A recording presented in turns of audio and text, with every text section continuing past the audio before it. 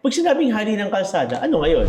And instead of embracing evolution, they're just saying, bawal yan. Kasi we don't know what to do with it. Ibaba na lang namin. Basta bawal. May bago na raw hari ng kalsada o King of the Road. Ayon dun sa mga nabasa kong nag-viral na post on social media, mga e-bike o e-trike na raw ang mga King of the Road. Gaano nga ba katotoo to? O ano nga ba ang storya sa likod ng pagtawag na ito sa mga e-bike o e-trike?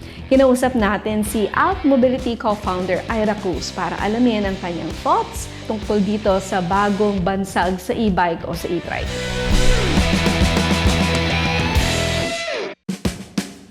Hi, I'm Jackie Manabat. Ikaw naman. Hello, I am Ira Cruz. Kumusta po kayo? Yan, I am off. Yan. a director of Alt Mobility PH. We are a group of volunteer transport planners, transport economists, and volunteers from other sectors. Gusto lang namin mapaganda yung mobility ng lahat ng tao. But more than anything, as we always say, yung main credential namin, kami ay ordinary commuters. Bisikleta, nagko-commute sa pang-araw-araw for real. For real. FR. For. Kinaya mo. Kinaya mo sabihin yun. For. No cap. Alam mo yun. Hindi kaya. Hindi kami no cap. Same. Pero for real, we commute on a daily basis. At yun yung pinaka-importante naming credential. Kasi mararanasan namin for real. FR. If we try searching e-bike on TikTok, lumalabas hari ng kalsada. So, alam mo yun, yung perception na hari na sila ng kalsada. Like, eto. Yeah. Diba? So, the perception is Yeah. not in favor of the e-bikes. Right. Pero, pag sinabing hari ng kalsada, ano ngayon? So, sino yung na-insecure? Na-insecure ba sila na may bagong hari ng kalsada?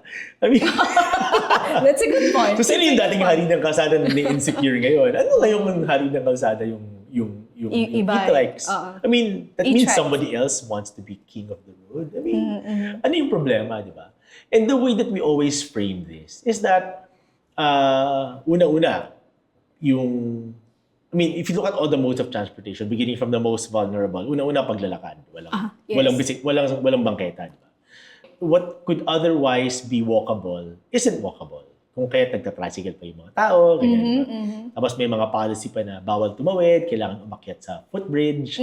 And so, kesa tumawid sa footbridge, maglakad sa baku-bako o nawawalang bangketa, magta-tricycle pa yung mga tao. Bike lanes, we've talked about, kulang, di ba? Public utility vehicles, kulang din. Yung modernization program, hindi pa naayos. So you have a basic transportation system that is faulty, that does not deliver for people. And that's on the government. Responsibilidad yan ng gobyerno na hindi nila ginagampanan for whatever reason. They have other priorities. For whatever reason. Sabi, like top 10 mga rider ng e-bike, lola, lolo, single mom, batang ina, batang yagit? Parang batang yagit. girls. Lasing na tata. And to, mga nanay na walang ganap tuwing hapon. Mga high school student na akala pogi pag Mag-ride. Jeje girls. So, yung mga nanay, Jeje girls But you can see, no? You can see that yung top 3 na lang, top 4. Top 4, Lolo, same. lola, single mom, batang ina. These are vulnerable road users. Oh, you're right. These are vulnerable road users. If you are a senior citizen, you need to get you need to get somewhere, di ba? Hindi ka naman mahirap maglakad, walang masasakyan. Our PUVMP hindi pa rin siya, since hindi na-implement ng maayos, ang hirap sumakay sa jeepney. Totoo yan. Oo. So, hindi na, exactly. Hahanap sila ng paraan, di ba? Hindi sila pwede maglakad. That's a good observation, ha? Yung sidewalk natin, para siyang training for parkour. Diba? Ganun siya. May hurdles Bababa pa. siya, ganun siya. Tapos, diba? Naglalakad ka. Nag-exercise ka at the same time, diba? Kasi meron pa minsan, pag may mga puno, may mga ugat na lumalabas, diba? So, para pa siyang trail walking, diba? I mean, it's funny, pero kapag ginawa mo siya, nakakapagod siya. And speaking of everybody, gaano ka-importante yung public consultation when it comes to policies going back to e-bikes? It's not just e-bikes. It needs to be done for everything. Whenever we sit down, it's I guess I don't know if it's a good thing or a bad thing. When we go to hearings and we explain things this way and we break it down to decision makers, may mga nagre-react na decision makers na, that's new. And that's refreshing, I guess, because they admit that it's something new. But it's also Or concerning na hindi nila you alam. are in a position of leadership and decision making, and yet you are fascinated by basic things Oo. that should be guide you. And so the more reason there should be for public consultations.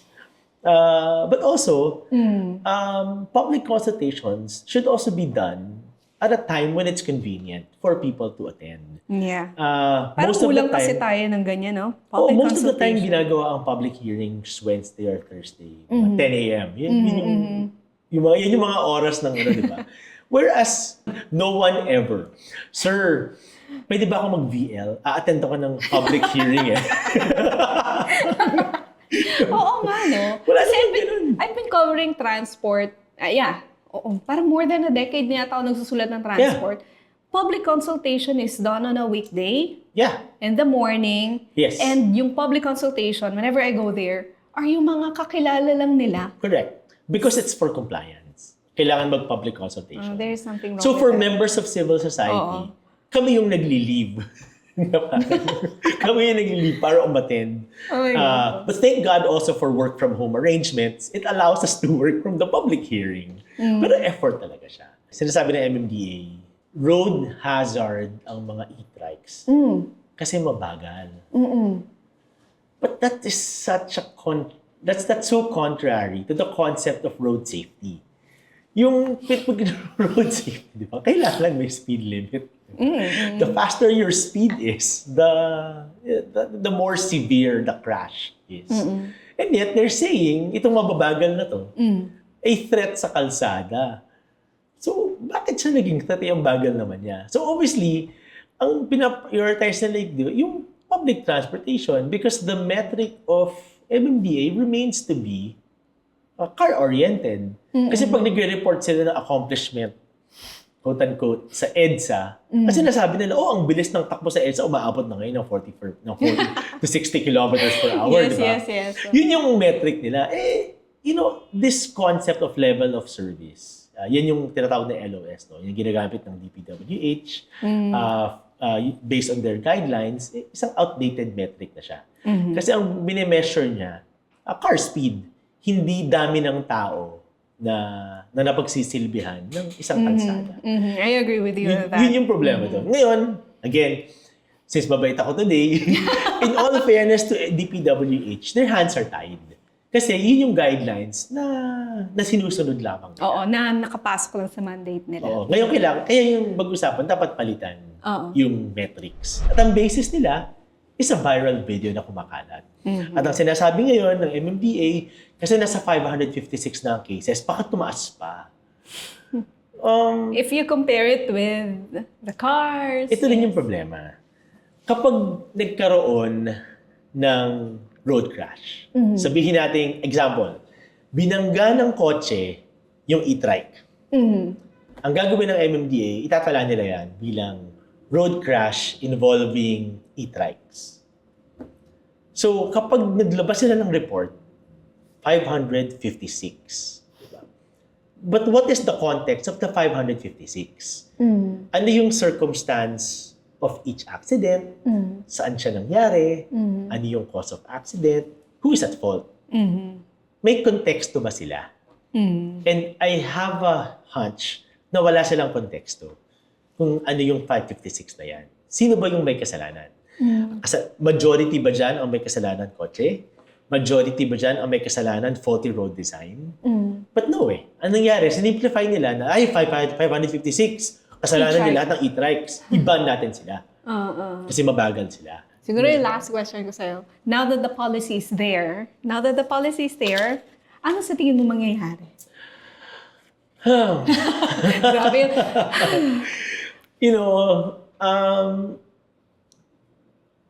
Wala. I think it could possibly worsen our traffic situation. Kasi, anong gagawin ng mga tao? Mag-iipon na ba sila ng pambili ng bagong motor? So, dadami ngayon ulit yung motor. Madami na siya, dadami pa siya ulit. anong gagawin ng mga tao sa budget nila? Maghuhutang ba sila?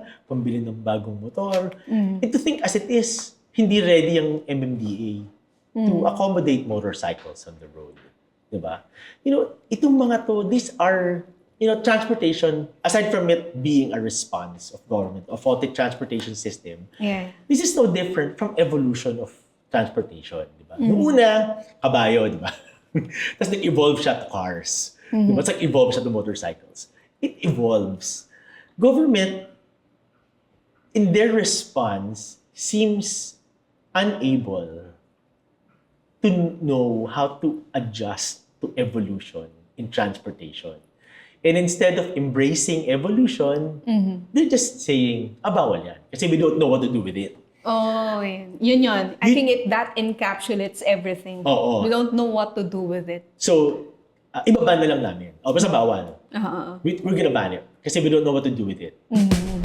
Ang pinakatumatak sa naging interview ko kay Ira is, may kailangang punan na kakulangan kaya nagkaroon ng mga e-bike at ng e-trike. Katulad nga nung pandemic, dumami yung motorsiklo, dumami yung nagbibisikleta dahil may kailangan na punan.